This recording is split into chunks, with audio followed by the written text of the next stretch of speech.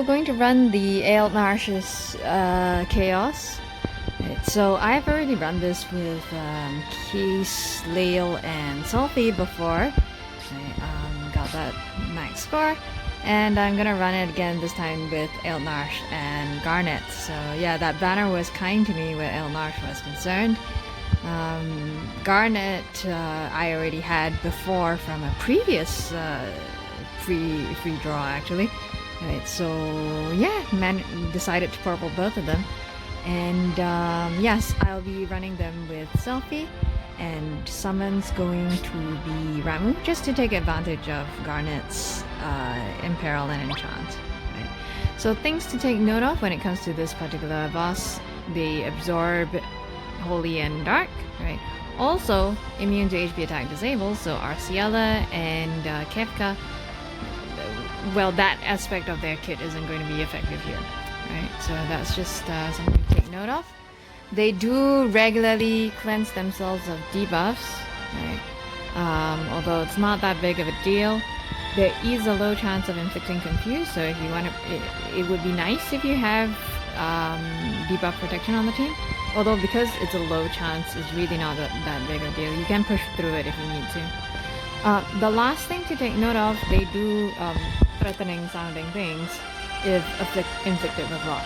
So you probably want to think twice about bringing a traditional tank, lock tank, like Wall or Warrior Blight, or Zac or Snow. Your dodge tanks will still be fine, but yeah, you want to be careful about the traditional lock tanks. Right? In terms of friend, I mean, your usual suspects are a good idea. Arnea, Keys, I guess, would also be fun. Leo also. I'm just gonna bring Keys just for the fun of it. Alright, let's go.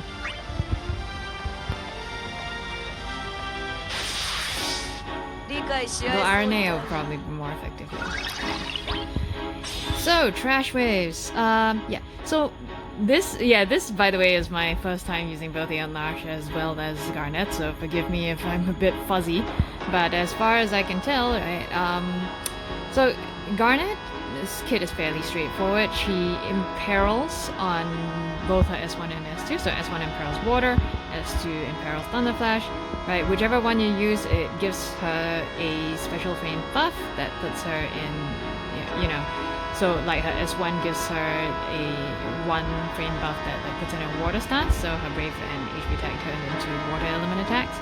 And of course, yeah, the opposite for her Thunderflash, right? Puts her into Thunder stance. You cannot have both at the same time, so they cancel each other out.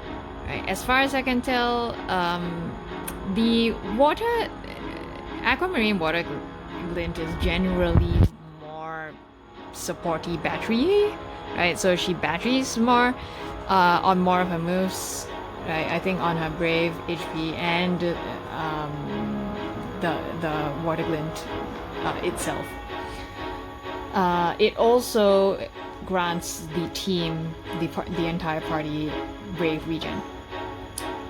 Predator Thunderflash doesn't grant the team any buffs, but it generally seems more offense oriented. So it's got bigger overflows.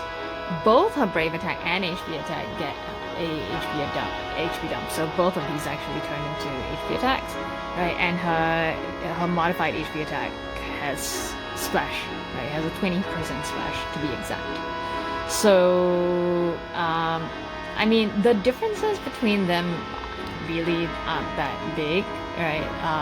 But I would say Thunderflash is just slightly more offense-oriented. It's got better overflows and, of course, Splash, right?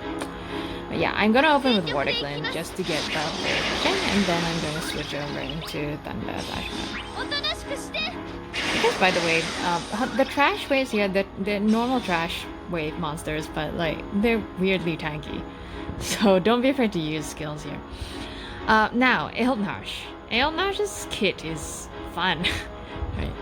So what happens is he opens with that unique buff up there. It's called exoplates, I think, right? What it does is it's great at reducing damage. It's like 50% damage reduction, 50% HP damage reduction, 100% debuff evasion, and also he can't be KO'd, right? So if he gets hit by a really large attack, he'll survive. It's essentially a last stand passive, right? He survives with 1 HP. If that happens, it will automatically dispel exoplates.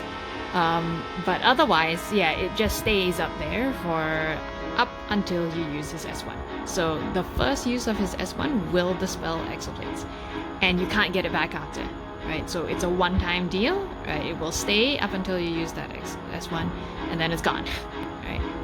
Now, so you want to at the beginning of the fight, you just want to use up all of his S2s. Why? Because when you use that S1 for the first time, it will actually refill all his skill usages. So if you want to get the most out of his skill usages, you want to completely use up all his S2s, and then after that use phase shift, so that it refills all his skill usages and dispels the exoplates. Right. So yeah, there's more to it, but we'll get to that. So let's get wall up.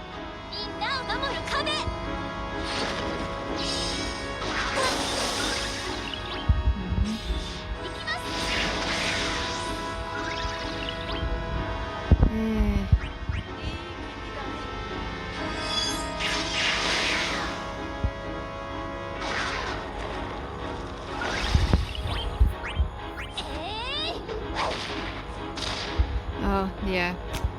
Launch arrows don't show up for Selphie, which is kind of an annoying bug. A really annoying bug.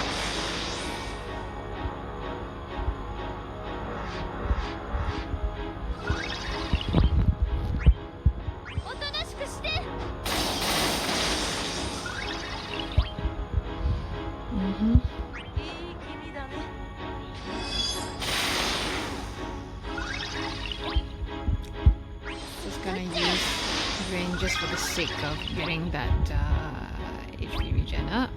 Brave regen, rather. Yay! Holy prayer! So Garnet's enchants the team, right? But only does it on her EX, right? So Holy Prayer grants her 10 turns of Holy Prayer, right? Which, as you can see, grants the entire team Holy Prayer, actually, 10 turns, right? Which enchants the team with both water as well as thunder elements. And it also gives her a free skill use, which is really nice. So, just by the way, since she only enchants on her EX, yeah, just be careful. And since her enchantment is a buff, be careful about using her with characters that have a lot of returns, like Vayne, Ultimecia, Lightning, RNA, so on and so forth. 10 turns is a lot, right? It's a long-lasting buff, but yeah, the more extreme turn stealers, those will run through that buff really fast. So just be a bit careful there.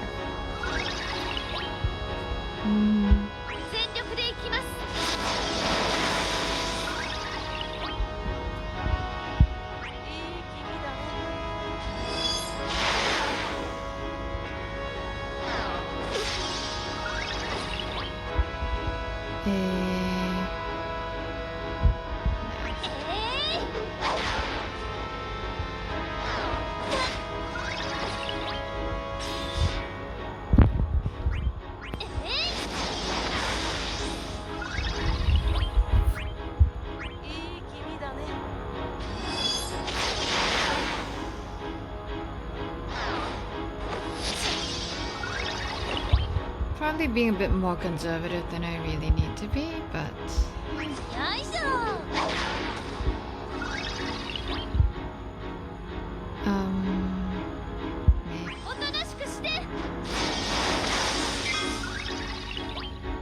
Yeah, let's not waste a skill on that. Let's go. Alright, final wave.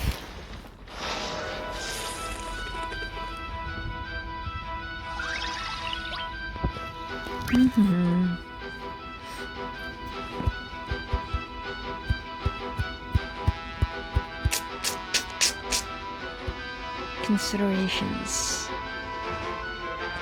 Okay, no. Let's just keep going. You knew that wall buff because it's fallen off of Garnet. Garnet getting Holy Prayer.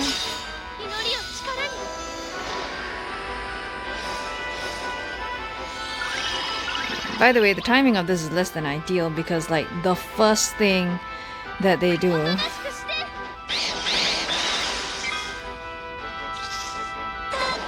is dispel buffs, debuffs.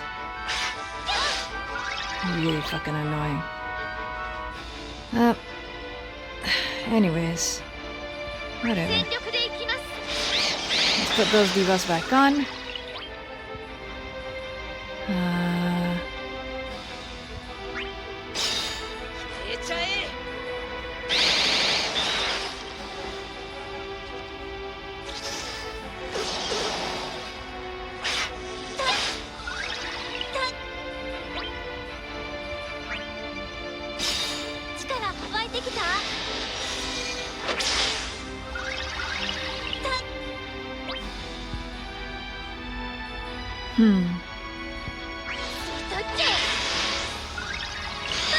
Yeah, whatever.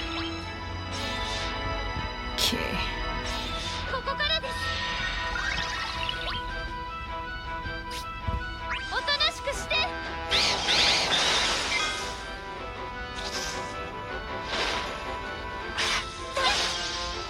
Me. Okay, last use of Uranus Cascade. Let's go.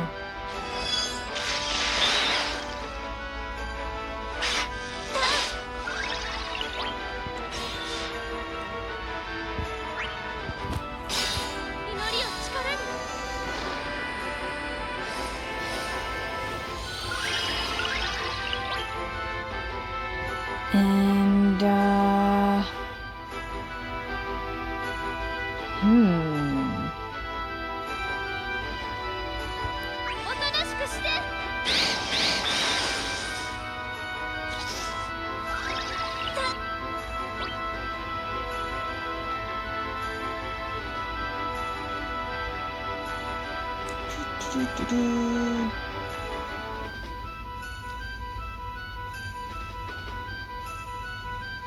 okay, you know what? I am just going to summon.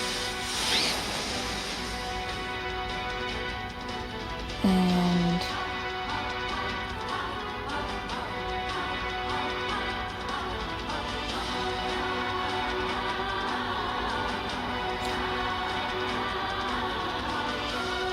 this is going to leak brave like crazy, but I want to put wall back up before. This is a waste of a summon, by the way. I am thoroughly wasting my summon, and I do not care. Because, yeah, so as you can see, Phase Shift has an instant turn rate, and it doesn't actually count as a turn count, so that was a waste of a free turn. And I'm gonna waste the free turn even more, because I'm going to pop the AA. Why? Because he's AA, actually extends the debuffs that he inflicts later on. And that is significant because, as you can see, his S2 actually changed into a different S2 from earlier. Right, so now it's called Omega Javelin. And this Omega Javelin, now that I've dispelled, yeah, so it changes into Omega Javelin when you dispel exoplates. Right, so, and in this phase, that S2 inflicts warp, right? It inflicts a warp debuff. And what that warp debuff does is it, every time the target takes a turn, then much like, you know how Realm works, where she just kind of, with her sketch debuff, where she kind of warps in after the enemy takes a turn. Right, so warp allows Eald'narche to do the same thing. Right, so that's just...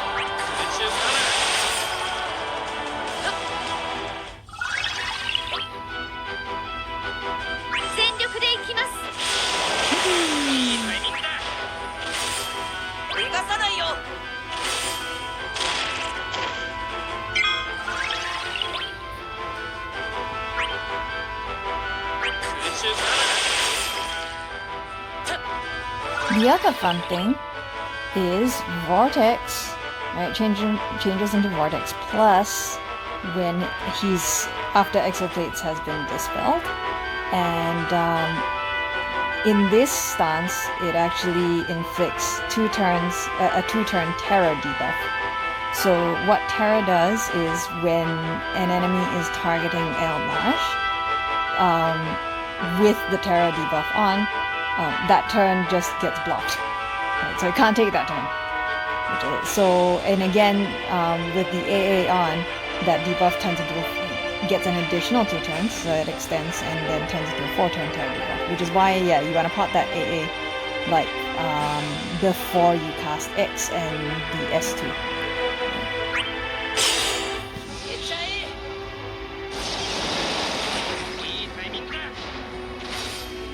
So obviously, like, you know, this is, if you're in a very short fight, you can feel free to just dispel the Exoplates early, so because this is obviously his more offensive stance, for lack of a better way of putting it.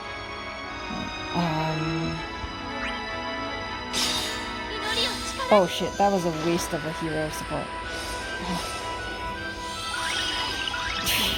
Waste of hero support, sorry. Sorry, geez.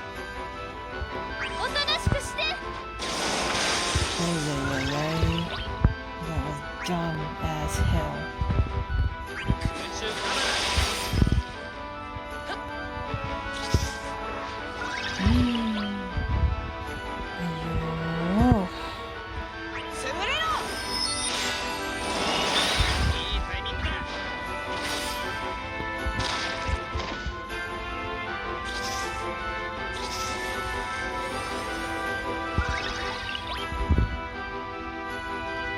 And okay, now I am going to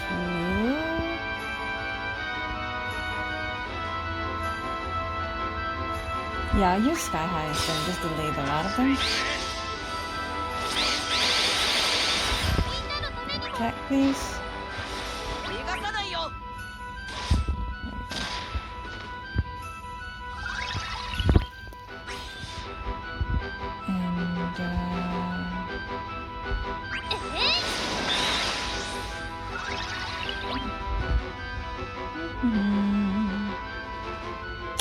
Yeah, and they're all targeting Eald'narche, which means that they all can't move.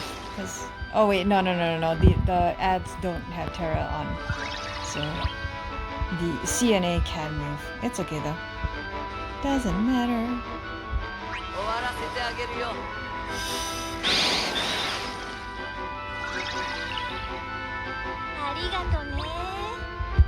Aura.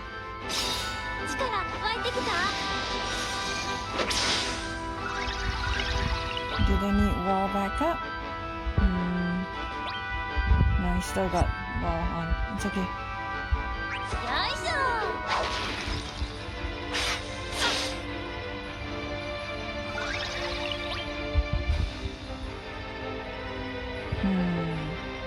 Yeah, I wanna... Precious.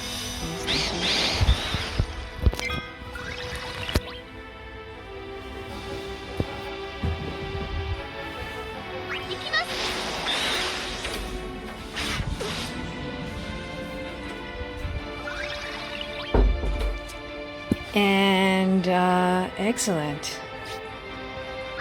Let's pop AA again. Okay, that was actually a really dumb move on my part because so something you gotta remember. AAs do not have instant turn rate if you're using them on a free turn. Fuck me. That was dumb.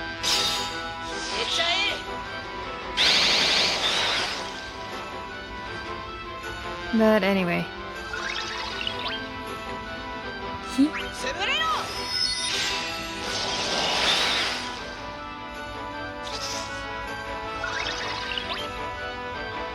And why not?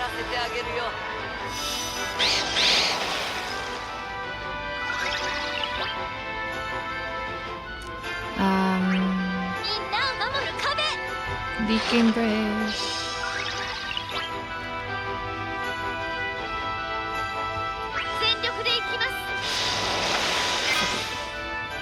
Just using up skills. So when he's in his this stance, like you want to use his HP attack a little bit more, just because, yeah, he has no further refresh, skill refresh past that first use of S1, right? So so if you use up all the skills, then you know they're done. That's it. Right? So just be careful about his skill usage. Yeah.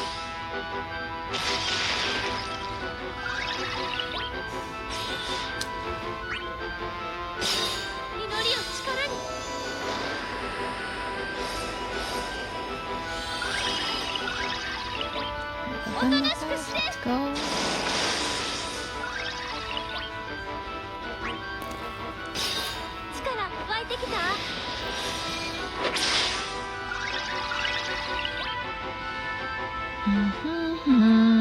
Sod it. Nice one.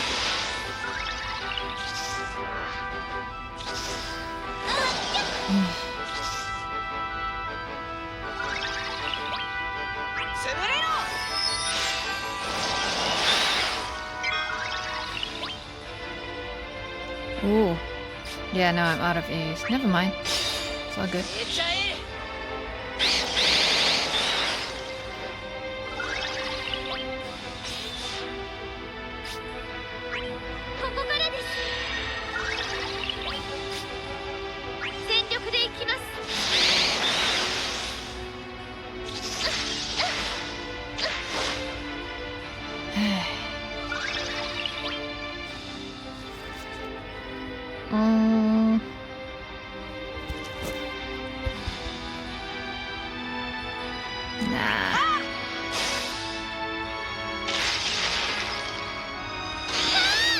Ow.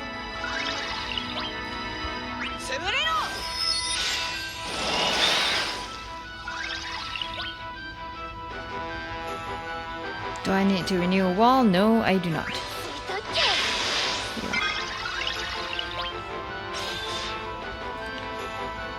Oof.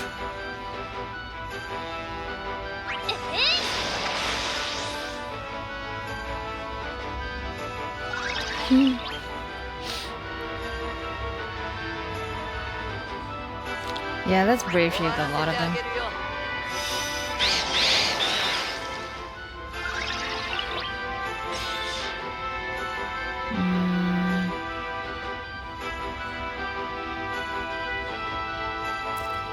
Terra up?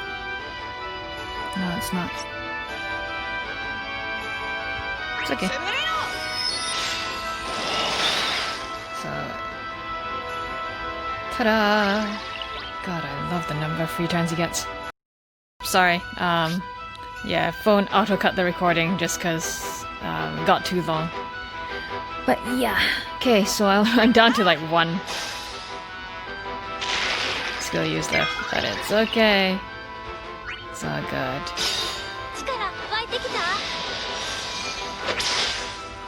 So yeah, as you can see, because of Eald'narche's the number of Eald'narche's free turns, he does run through skill use pretty quickly. So just be careful there.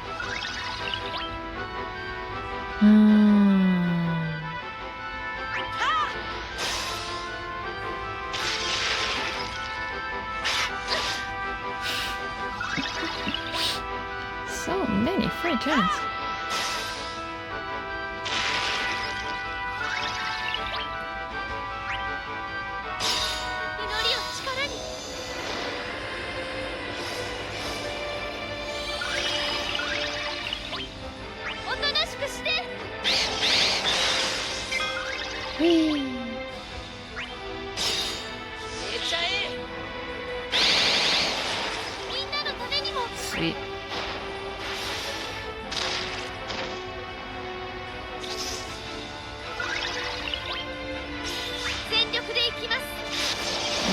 almost done, I think.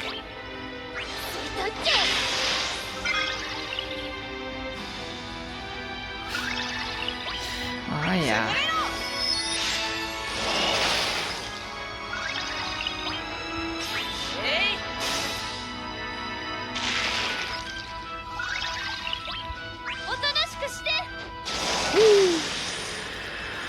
And that's it.